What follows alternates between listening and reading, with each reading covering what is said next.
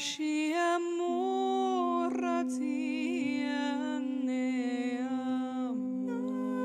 everyone, it's Sammy and Allison. And today we're going to talk all about the power of emotion. Now, this topic is inspired directly from a TikToker, not a YouTuber, called Alex James Says.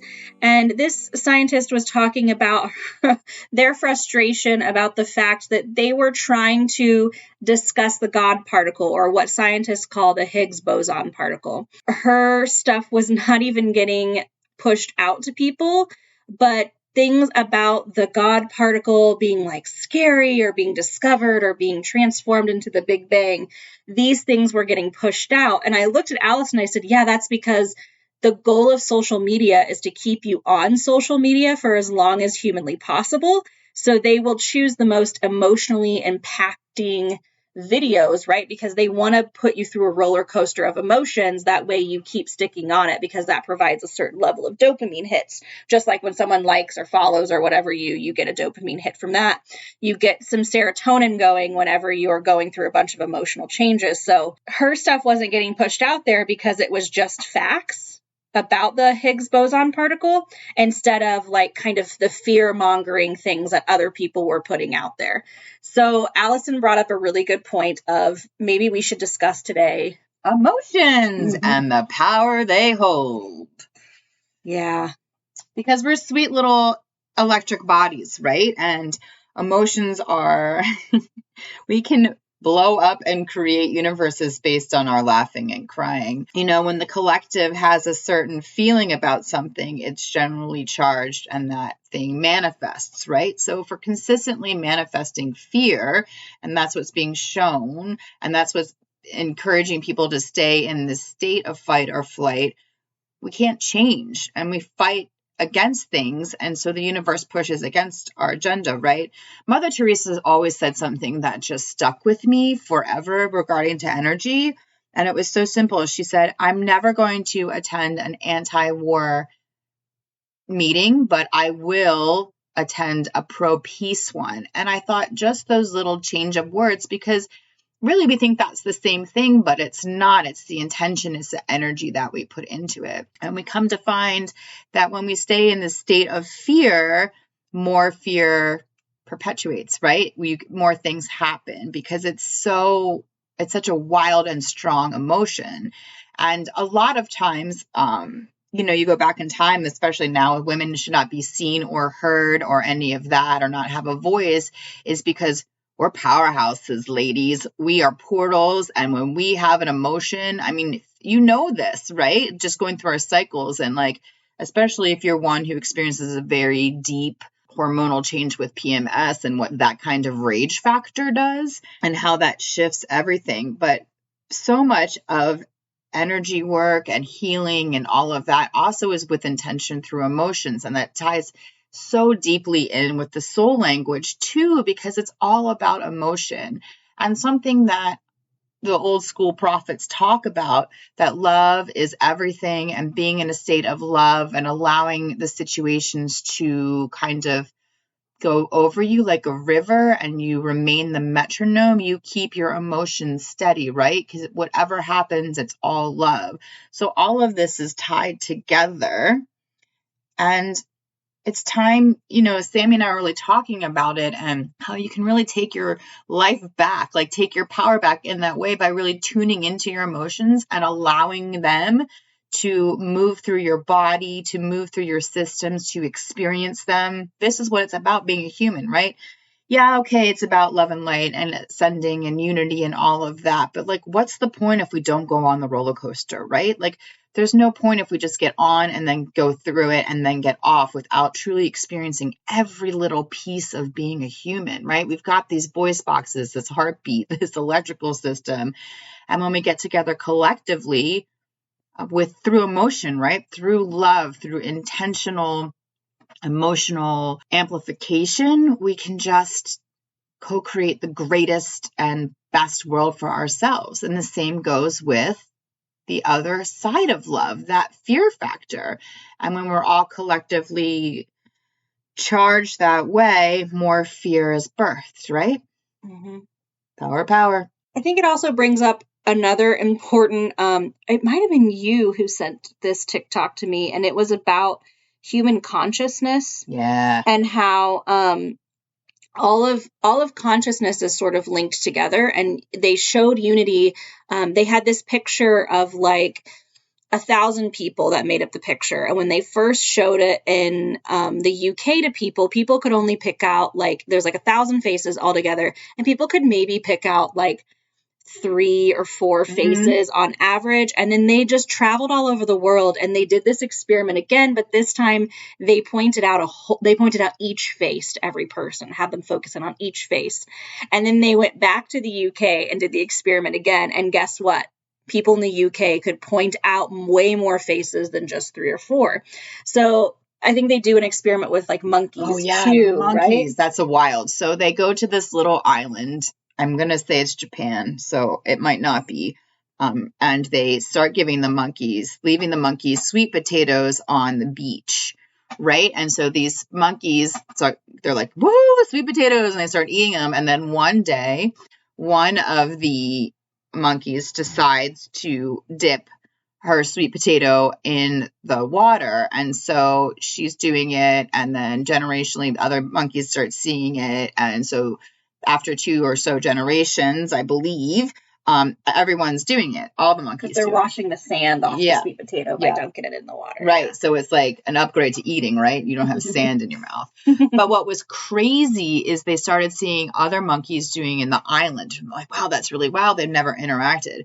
But then what got totally nuts is globally, every monkey started doing it. And they were like, how is this even possible? And it really blew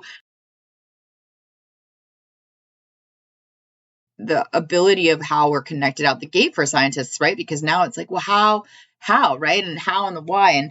And it really does talk about so much about how we are truly connected, which is why it's so important for us to come here and work together to work through our emotions and our inner child. Because what happens is we're taught, right? So, and notice it when you go on social media, the ones that have the most likes or notices or shares are the ones that are really emotionally charged, right?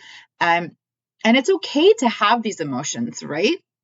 But really take time to look at who's using them, who's trapped in them, and who's really feeling them. And it's a great discernment practice, because you start seeing people, they're like, oh, I'm getting more likes because I'm crying, right? So now I'm going to show you my crying all the time. But then that also doesn't allow for healing, because that's where the dopamine hit is, right?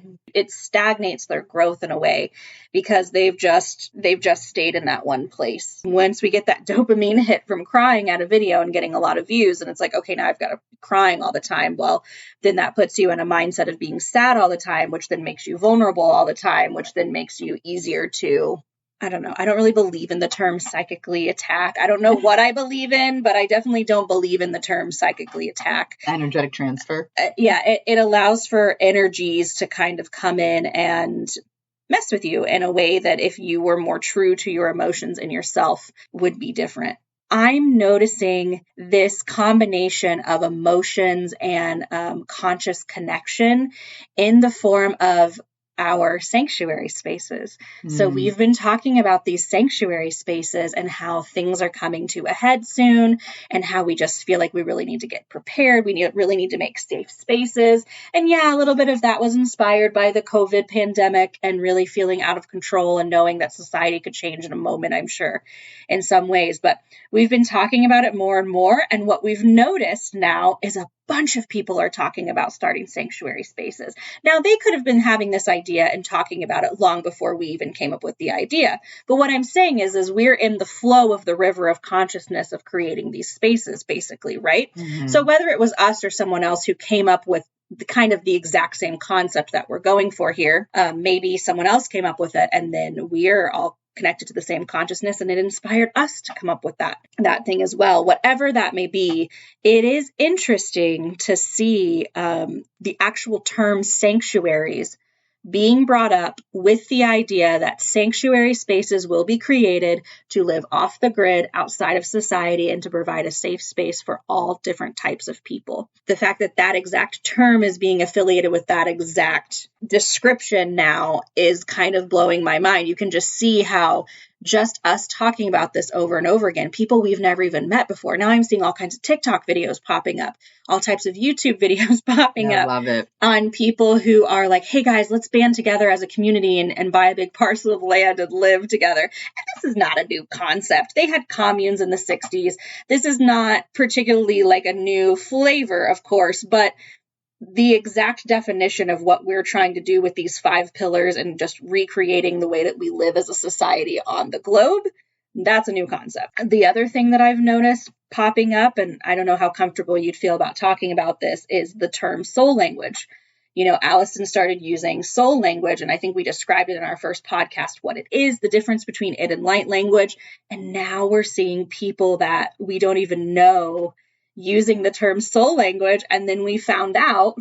Oh yeah. So we like went back in time. I was like, there's just no way, because like when you come up with something or something comes to you, it's all channeled, right? It comes from somewhere. So we started Googling it because in the beginning, like a number of years ago, when I was activated, I couldn't find anything on the internet. And so come to find out, we did some Googling and we found that there's this woman who's been using the term soul language. She's got a website since 2014, and it's kind of like a restricted version, almost sort of like the core is there, right? The idea of that we can tap into our own power and our own soul and speak through our emotions, right? Because they're wild and crazy and fun and all of that, right? Unhinged in a way, right? And unhindered by designed languages.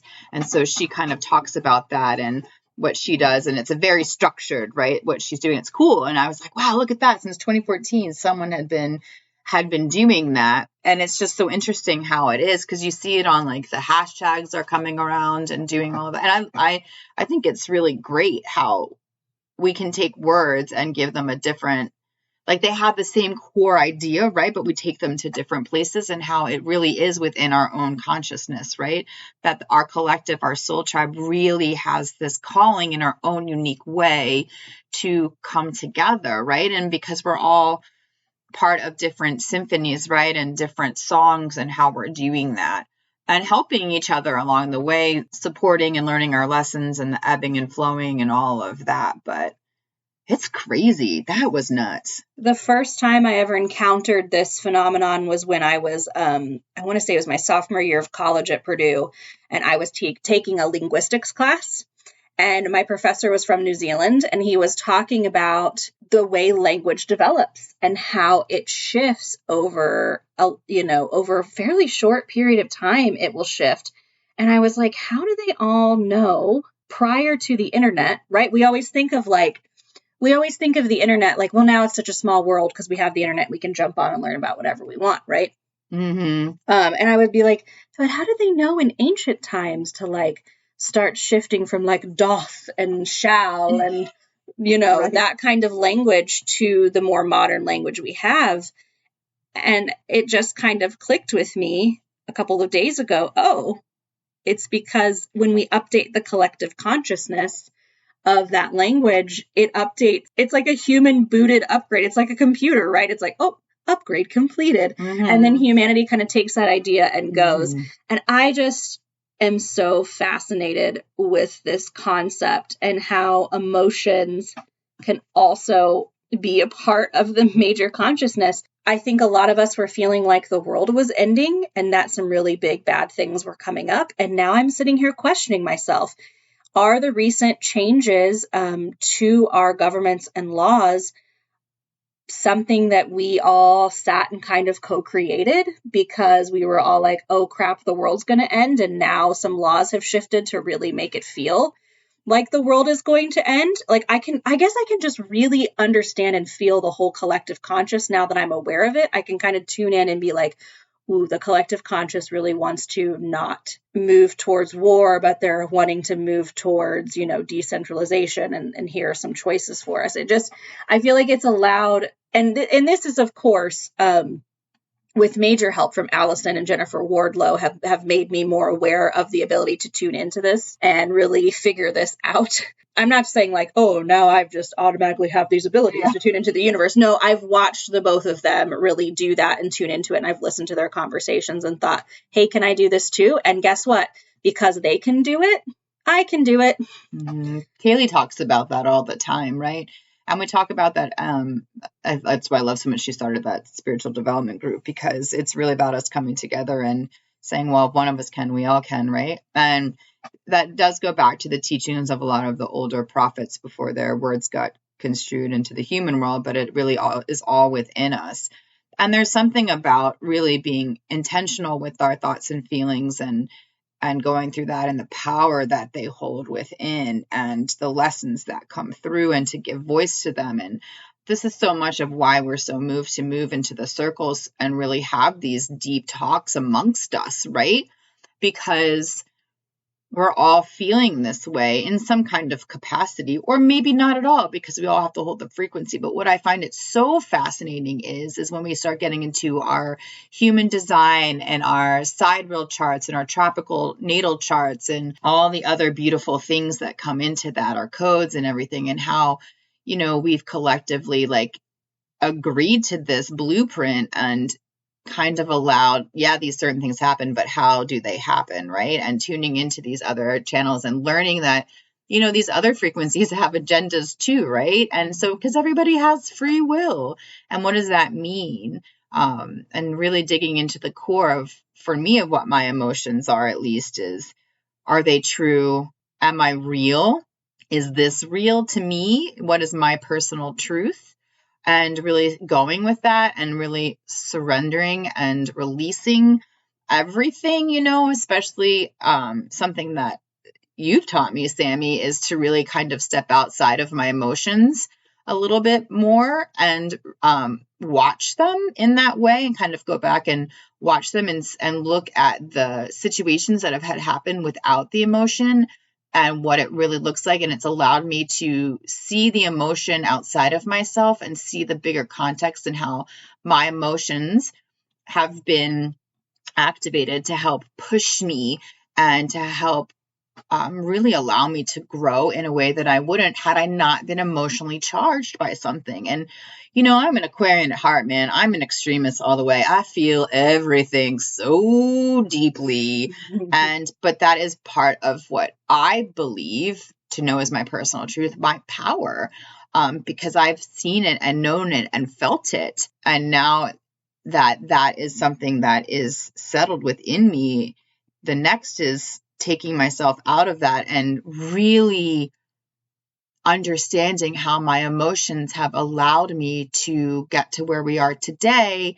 And we're so close, like we're on the precipice of like getting land, and which falls right in line with our charts, right? Our reading with Rakesh, and how that with the schools and the communities and everything, and how it's just been such a joy for us to watch it all grow. How, we started this Find Your Path thing last year, and how that's now moving to Virginia and growing there. And, they're wanting to host that, and, and all these support things coming up with all different ways to support each other, because we all are coming back together again through our heart space, through our wanting to be with our emotions wholly and completely, and be able to experience the vast array of them, right? The rainbow, and be supported in that, and not be shunned for having too much or too little. Or, grief is a great one. They say there's so much to grief, right? Does grief ever flow? And for those that have felt that grief, does it? I don't know. We don't have the answer, but now we're really starting to work together and stay connected in that way. I love emotions, you guys. I don't know if you've noticed. It is unique for an Aquarian to love emotion. I feel like it's pretty, like the textbook Aquarian runs from emotion, but I think you have all those beautiful You have that Leo moon, and what's your rising? Libra. Oh, yeah. Yeah. Yeah. Libra's an air sign too, but it like will utilize all the happy emotions and really loves to live in that space too. Yeah, that's the unique thing about Allison. There's something about the way she is that allows her to have the extreme intelligence and noticing and understanding of society that an Aquarius can have, but she's also very, very aware of other people's emotions.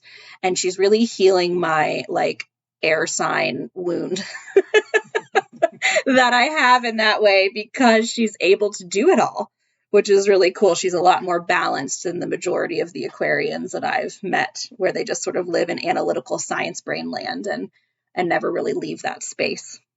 Well, and you've really been able to help me see that I can have these emotions and I really do let it go.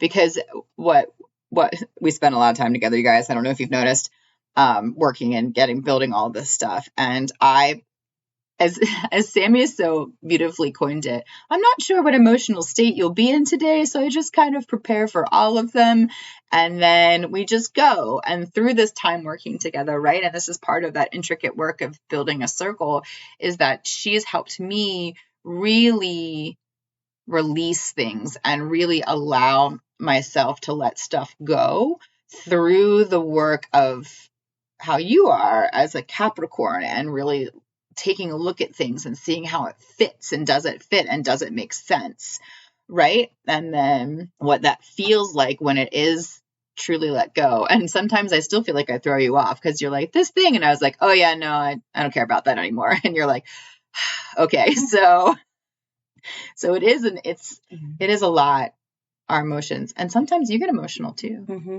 She's unpredictable. She's got that Uranus unpredictability. Uranus. Lord right. Uranus. I say it the way I say it. I'm a Hoosier. Ross Ben. Yeah,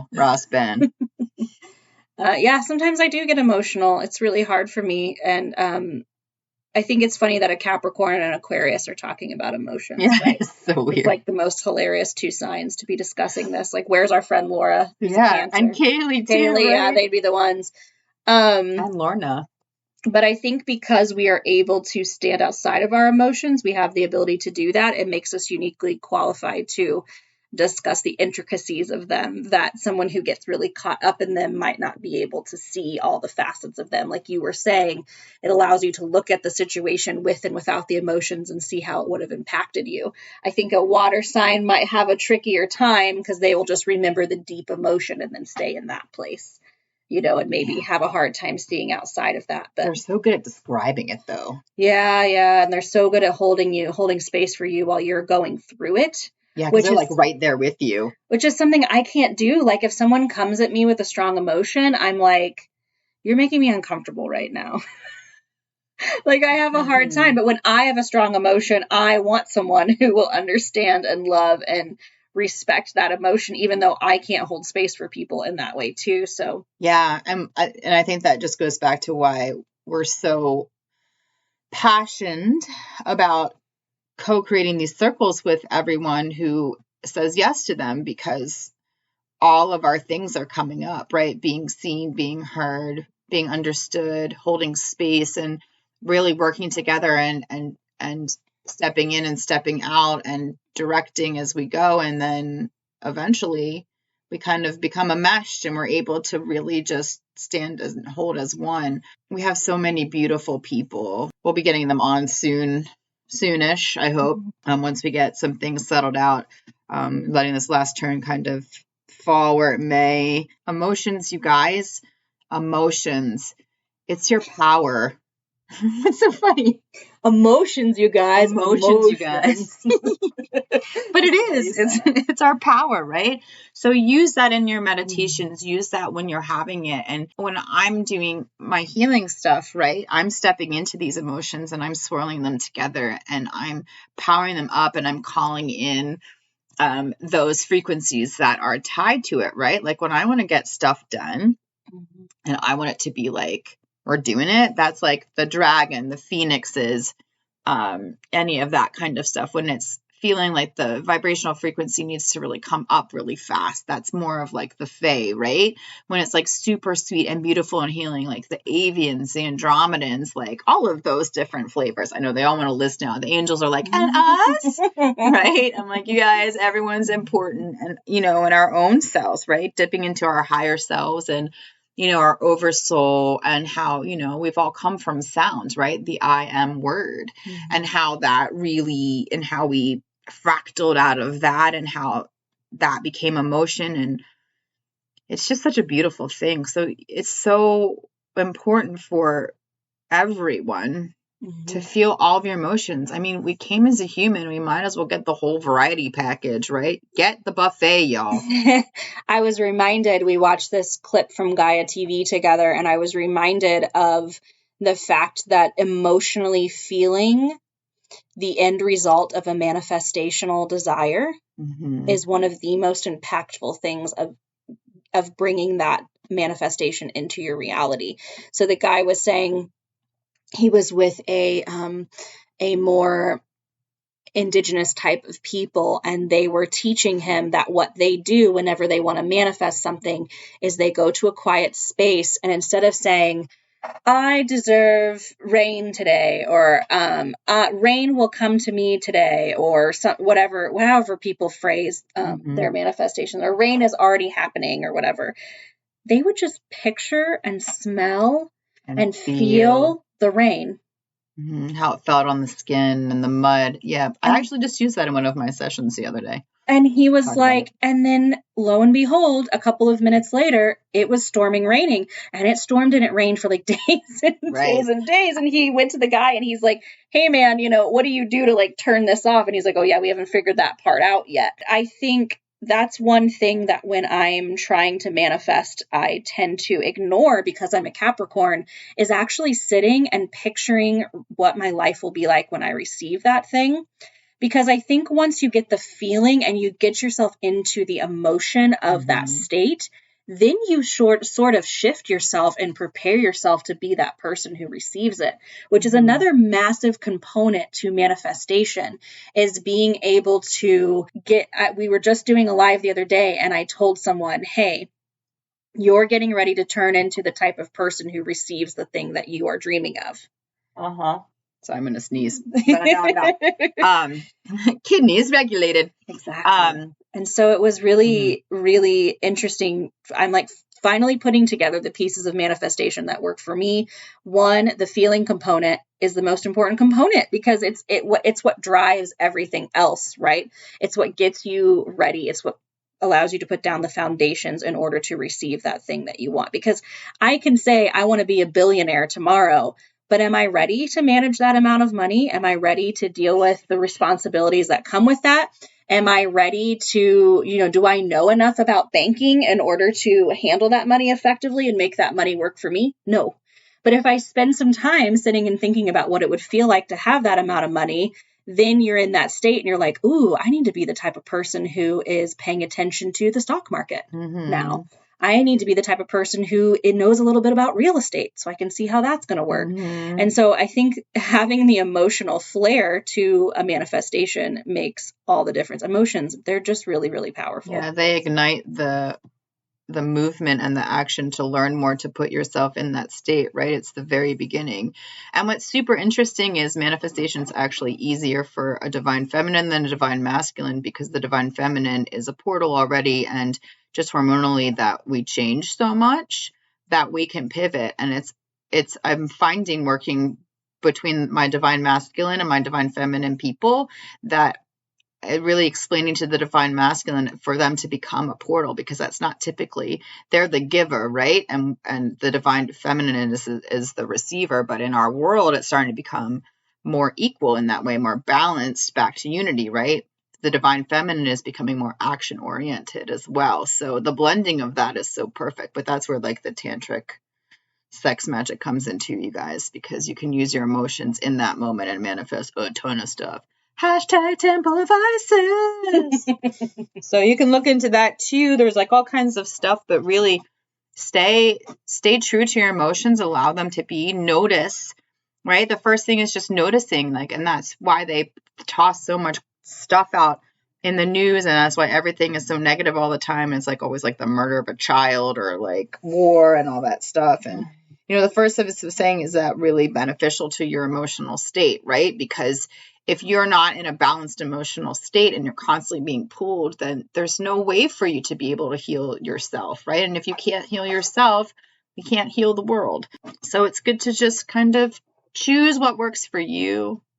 Know that we're going through it too, right? And this is something we're all coming together, and that we're calling in the circles and the tribe to really come together at this. And we're doing it, you guys. You're doing it every day. You get up and you get out of bed and you say yes to yourself. Yes to yourself over and over again, to the sun, to the moon, to the stars, to the planet, inside, outside, below, above. Emotions are cool. Thanks so much for tuning in with us today. We are so blessed to be able to get to speak with you. We will catch you next week. Yeah, have an amazing time. Ending the broadcast.